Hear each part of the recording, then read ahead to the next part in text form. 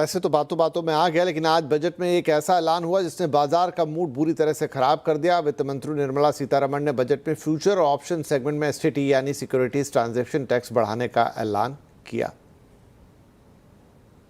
To raise the STT on futures to 0.05% from the present 0.02%. STT on options premium and exercise of options are both proposed to be raised to 0.15% from the present rate of 0.1% and 0.125% respectively. Budget में F&O trading पर STT बढ़ाए जाने पर revenue secretary Arvind Srivastava ने सफाई दी है। अरविंद श्रीवास्तव ने कहा है कि एफएनओ मार्केट में स्पेकुलेशन पर सख्ती के लिए ये कदम बढ़ाया गया है। हालांकि उन्होंने कहा कि दरें बढ़ाने के बाद अभी भी ये काफ़ी कम है। It is felt that when you look at the volume of transactions in futures and options,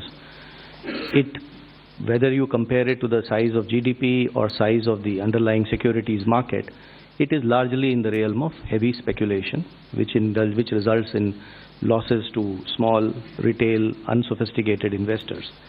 And the government's intention is to discourage speculative tendencies, and the increase in rate is essentially in that direction. So it is meant to essentially handle the systemic risk in derivative markets. Even after this increase, however, the rates of STT will remain modest compared to the volume of the transactions that is happening there. वहीं वित्त मंत्री निर्मला सीतारमण ने कहा कि retail निवेशकों को F&O trading से सतर्क करने के लिए एसटीटी बढ़ाया गया है। उन्होंने साफ किया कि सरकार एफएनओ ट्रेडिंग के खिलाफ नहीं है, लेकिन निश्चित तौर पर रिटेल निवेशकों को सतर्क करने के लिए ऐसे कदम उठाए गए हैं। मैम, मैं आलोक प्रियदर्शी हूँ सीएनबीसी आवाज़ से।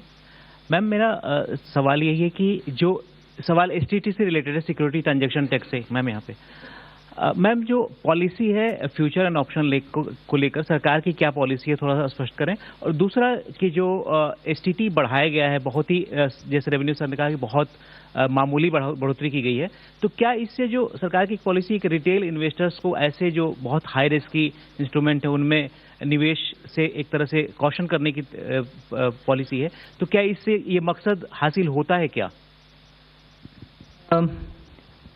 I'll ask the Revenue Secretary to go into the details, but आपका विषय जो मकसद के ऊपर बात कर रहे हैं ना, मैं पिछले बजट के समय में भी इसका एक्सप्लेन भी की।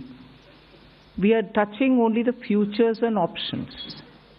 STT otherwise बाकी सब का ट्रांजैक्शन के ऊपर कोई नहीं किया, मगर जहां स्पेकुलेशन, हिंदी में सट्टा बोलते हैं, स्पेकुलेशन ज़्यादा और समटाइम्स हाईली रिस्की, क्योंकि हमें मैसेज आता है लोगों से कि इधर बहुत लॉस भी फेस कर रहे हैं लोग जिनके हाथ में इतना एक्स्ट्रा पैसा भी नहीं है जिससे वो स्पेकुलेट कर सकते हैं।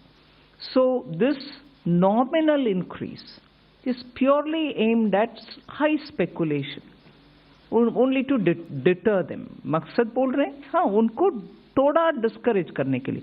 हम इसके खिलाफ नहीं है, जरूर एक्टिविटी जो होता है उसका रेस्पेक्ट करते हैं, मगर इतने लॉस और इतने छोटे छोटे लोग का लॉस को सरकार देखकर कैसे आप चुप रह सकते हो? डिटर करो थोड़ा, उसको पीछे हटने के लिए, बस उतना ही।